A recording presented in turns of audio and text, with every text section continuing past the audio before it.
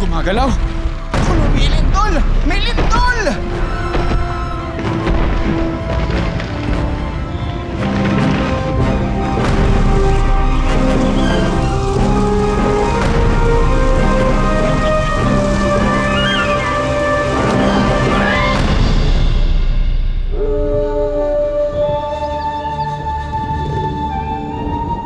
Ayun na naman ang asong umaalulong, Mama.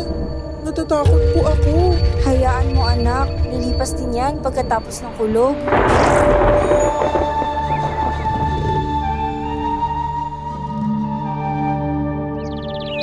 Welcome to Mahikaville, kung saan nakatira ang pinakamagagaling na wizards and witches.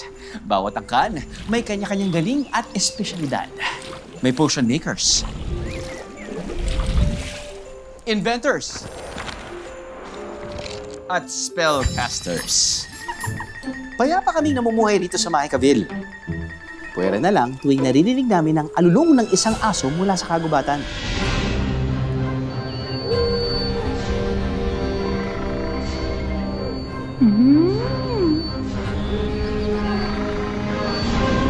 Sa tabi ng bundok, makikita ang mataas na tore na halos umabot na sa mga ulap. Sa tagal ng panahon, ni Isay wala pa raw nakaakyat sa tore. Yon, ang galing naman ng Chacha ko. Isa pa nga. Sit. Chacha, sit. Very good. Ang galing-galing naman talaga na itong Chacha na to. Napakahusay. Ang higanting si Bruce mismo ang nagtayo ng tore para sa aso niyang si Chacha. Ginawa niya ito para protektahan ang pinakamamahal niyang alaga at para may makalaro siya sa taas. Kahit natatakot na ang villager sa higante, ang totoo'y harmless naman ito. Madalas lang itong gumala sa kagubatan kung saan wala naman nakatira. Kaya pagtagal, ang karamihan sa Mahikaville, hindi na masyadong iniisip ang higante. Pwera na lang siguro kay Carmi. Kilala siya bilang isa sa mga pinakamagaling na potion master sa Mahikaville. At kilala rin siya bilang desperado na maakyat ang tore ng higante. Pag nauli ko yung asong yan, papainumin ko ng potion ko. Ang problema ko lang, kung paano ko makakakit na napakataas na tore nang hindi napapansin ng higante. Uy, Carmi, gusto mo bang makita itong invention ko? Baka makatulong ito sa pag-akit mo sa tore. Pag pinindot mo ito, nilalabas ng tali na may hook sa dulo. Tapos, pwede mo nang ilayin ang sarili mo pa itaas. Kaya lang, parang mas kailangan pa yan ng mas mahabang tali. Salamat na lang. Okay.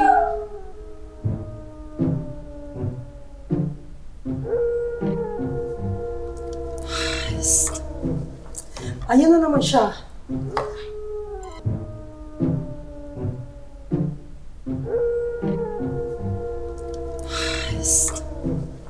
Ayan na naman siya.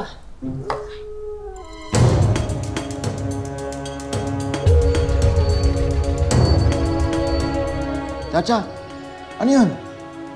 Ba't kaya ito pangol? Alam ko na. Pag ganyan ka tumahol, Chacha, alam ko may paparating na sakuna. Akong bahala, Chacha. Itataboy ko yung bagyo na yan.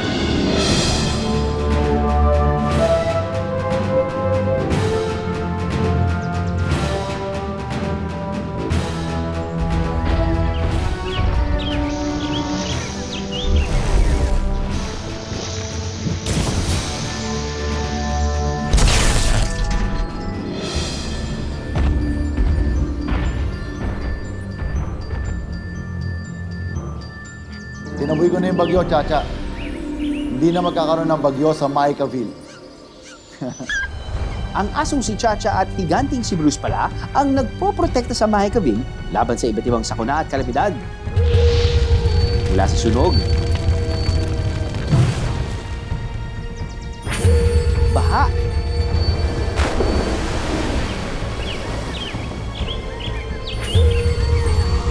ipo-ipo, lahat na.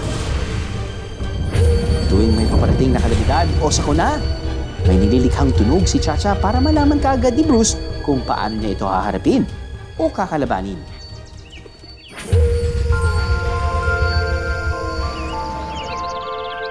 Dumaan ang maraming taon na ganito ang pamumuhay sa Mahikaville. Napansin mo ba, Ruby, na madalang nang umalulong ang aso sa kagubatan? O di mabuti, di ba ikaw itong iritang-irita sa tuwing maririnig mo siya? Oo. Pero parang may mali eh.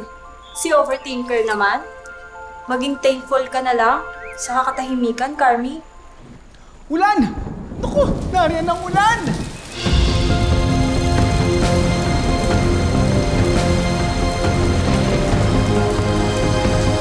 Ang aso si Chacha, nanghihinga na pala. Chacha! Chacha, I'm home!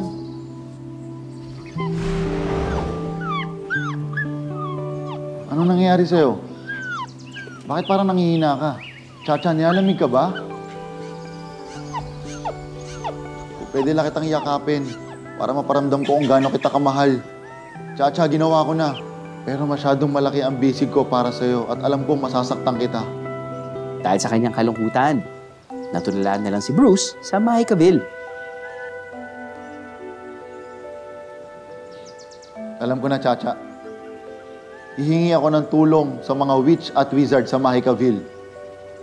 Siguro naman, tutulungan nila tayo dahil malaki na itulong natin para sa kanila, di ba? Akong bahala, Chacha. Babalik ako.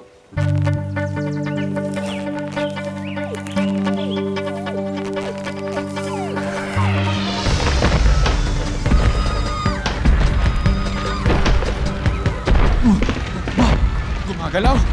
Naku, may lindol! May lindol! Ang higante!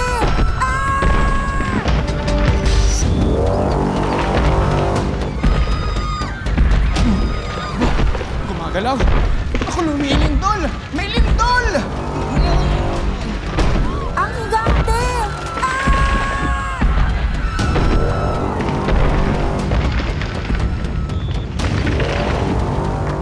Carmi, kailangan natin makalis dito. Mga witch, mga wizard, tulungan niyo naman ako. Pakiusap po. Sa pagbukas ng bibig ni Bruce, siya rin pagtakip sa tenga ng mga wizard at witch sa Mahikaville. Mga witch, mga wizard, pakiusap, tulungan niyo naman kami. Ang misteryosong tunog pala ng kulog na madalas nilang marinig. Boses pala ni Bruce yun. Nako, mukhang natatakot lang sila sa akin. Parang hindi nila ako maintindihan. Mukhang hindi nila kami matutulungan ni Chacha.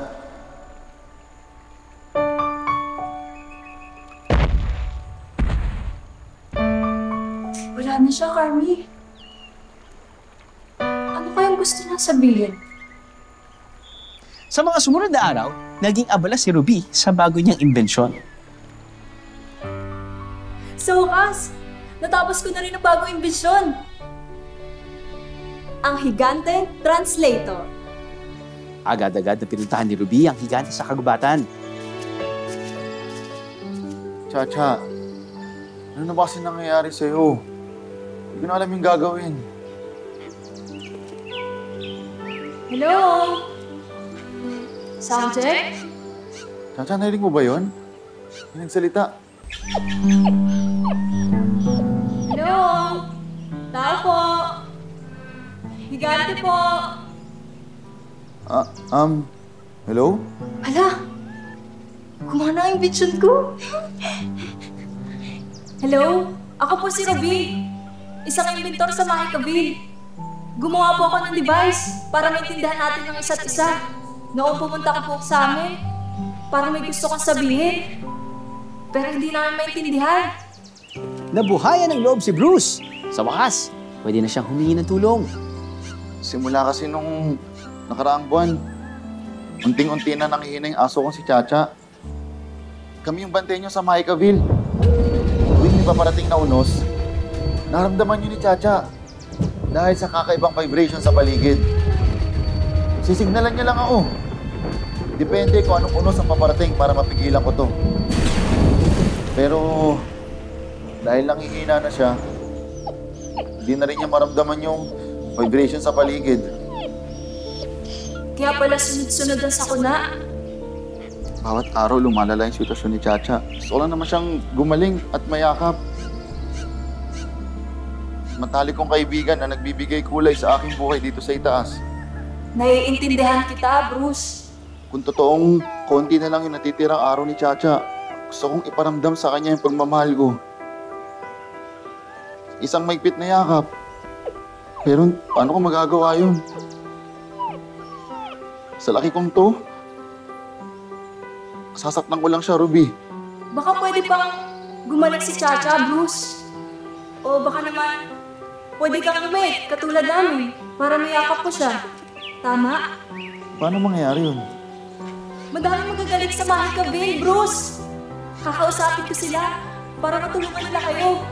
Andali mo ko ha. Sandali lang. Carmi!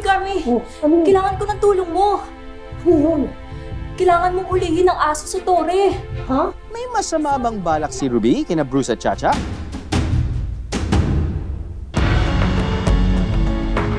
Kailangan mong ulihin ang aso sa tore. Ha? On board ka na sa plano ko? Oo, kailangan natin tulungan sila. Ikinuwento ni Ruby kay Carmi ang problema ng higanting si Bruce. Naalala ko tuloy si Miss Froggy. Naalala mo yung alaga kong palaka nung bata pa lang tayo? Kahit saan ako magpunta noon, kasama ko si Miss Froggy. Isang beses nga, niinom niya ang isa kong potion at siya'y naging uod. Gumawa agad ako ng reverse potion para bumalik siya sa pagiging palaka. Ang iba kong kailangan na ingredients sa potions ko, siya ang nanguhuli para sa akin. Tuwing malungkot ako, siya ang nagpapasaya sa akin. Hanggang sa tumanda siya, hindi niya ako iniwan, Ruby. Naalala ko nga, noong mahuling araw niya, halos hindi ko na nga siya bitawan eh. Kahit pagalitan na ako nila mama at papa, yakap-yakap ko lang si Miss Froggy. Kaya naiintindihan ko eh, Higante. Makakagawa ko ng potion para mapalit ang Higante, para mayakap niya si Chacha. Napuno ng pag-asa si Ruby sa narinig niya mula kay Carmi. Habang pinanonood ang paggawa ni Carmi ng potion, may naisip si Ruby. Hihingi rin ako ng tulong sa mga spellcaster. Baka sakaling matulungan din nila si Chacha.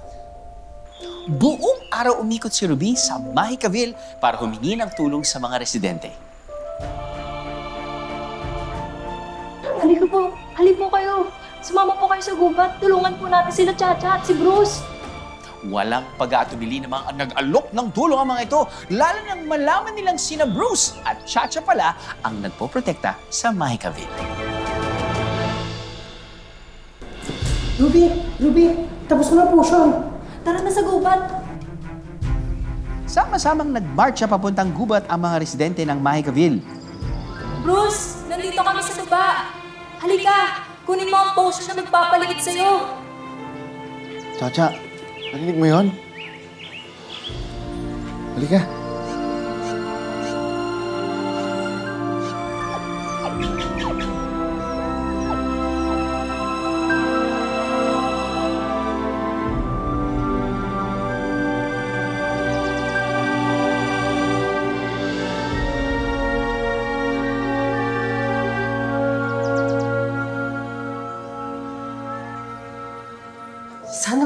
Sana gumana, please.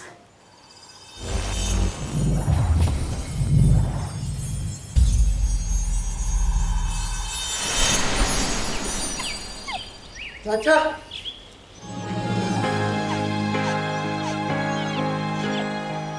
Salamat. Salamat sa inyo. Bruce, ito nga pala si Carmi. Siya palang gumawa ng potion na ininom mo. Bruce, dahil nadali ko ang paggawa, 3 araw lang ang visa niya na. Pero hayaan mo, Bruce.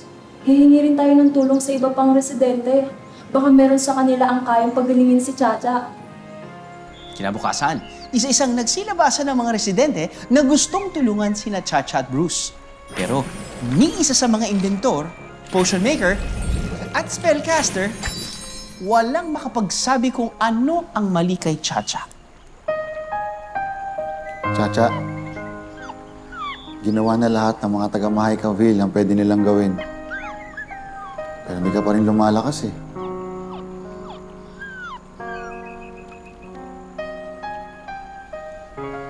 Tatanggapin ko na lang ba na iiwan mo na ako?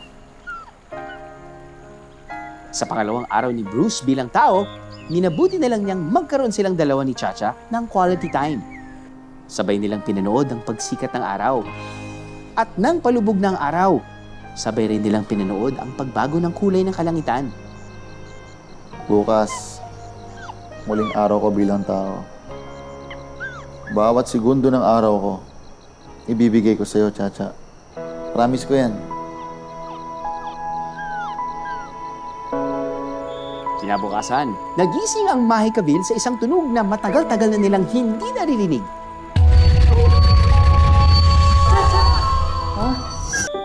Kinabukasan, nagising ang Mahikaville sa isang tunog na matagal-tagal na nilang hindi naririnig. Chacha! Chacha! Ang alulong ni Chacha, kakaiba sa mga dati niyang alulong.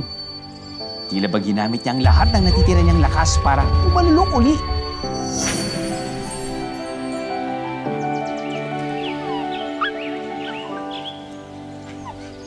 Chacha, sigurado ka ba? Ha? Bruce! Ano nangyayari? Ipaparating na tsunami sa Mahikaville. Ha? Wawasakin ito ang village mo, hindi tayo a-action. Ikinalat nila ang balita sa buong Mahikaville. Anong gagawin natin? Anong laban natin sa tsunami? Kaya ba yan ng mga spell natin? Masyadong malaki yung tsunami para labanan natin. Mama, umalis na po tayo. Kahit lumikas tayo ngayon, maaabutan pa rin tayo ng tsunami. Kailangan ko maghihiganti ulit. Ha? Ruby, kailangan ko maghihiganti ulit. Ilan tayong parang para mapigilan ko yung tsunami. Eh paano ang huling araw nakasama mo si Chacha, Bruce?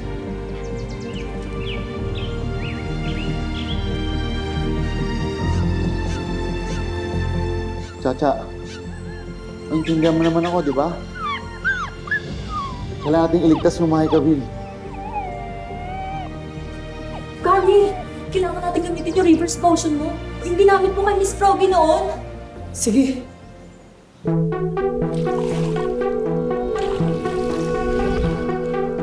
Bruce, ito na.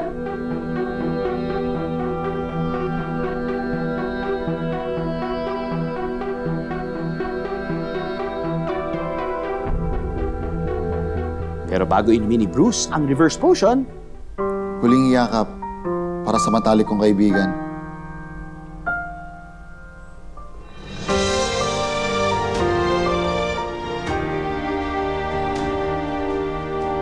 Mahal na mahal kita, Chacha.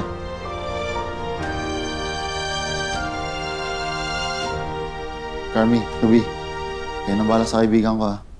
Sige, Bruce.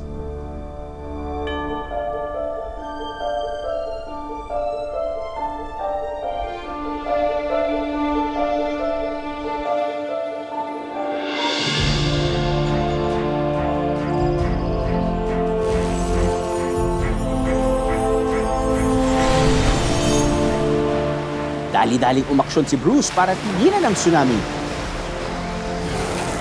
Sa isang ihip niya ay naging yelo ang malalaking alon.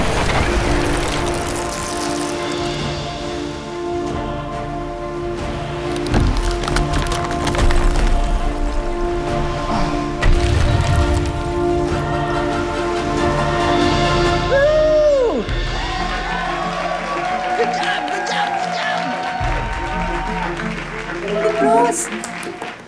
Noong pansamantalang lumayong si Bruce, nagtulong-tulong ang mga residente ng Mahikaville para kay Chacha. Nalaman nila na mas malakas pala sila pag pinagsama-sama nila ang kanilang mga talento. Sabay-sabay na nag-cast ng spell ang mga spellcaster at nabalik nila ang dating lakas ni Chacha. Bruce, gusto mo itlog potion para lumiit? Gusto daw niya.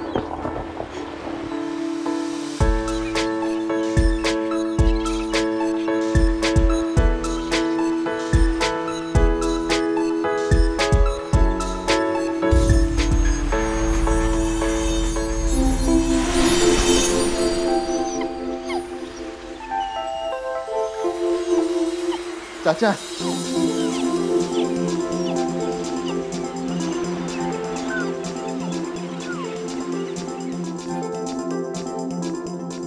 Welcome to Mahikaville! Dito lang naman nakatira ang pinakamagagaling na wizards at witches.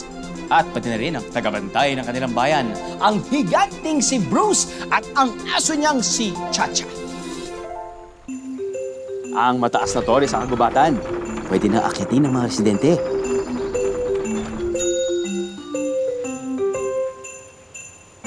Ito kasing si Ruby, nakaimbento ng tinawag niyang elevator. Sa isang pindot lang, makakaakyat at baba na ang sinuman sa tuktok ng tore.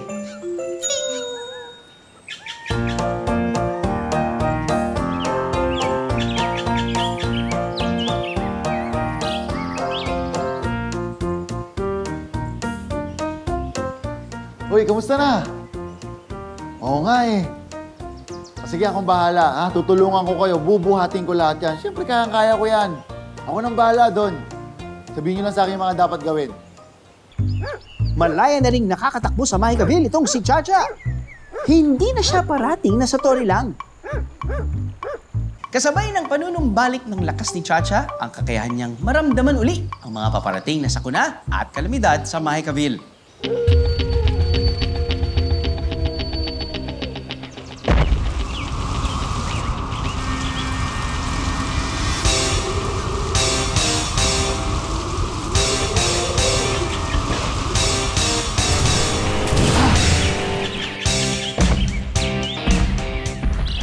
Ayan, Chacha. Wala lang ipo-ipon darating sa Mahikaville.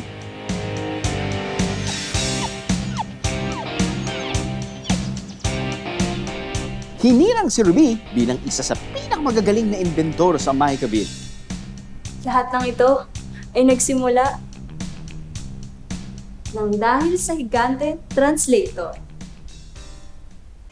At ang potion ni Carmi para lumiit si Bruce, paminsan-minsan ay iniinom pa rin ni Bruce. Chacha! Chacha! Chacha, nasaan ka? Chacha, ano nangyari sa'yo?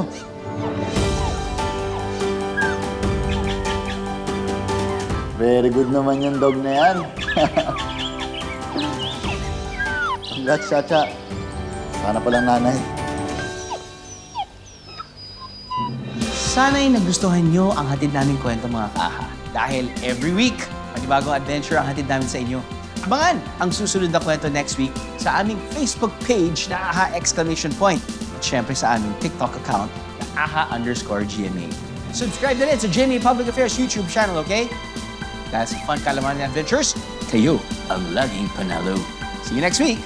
AHA!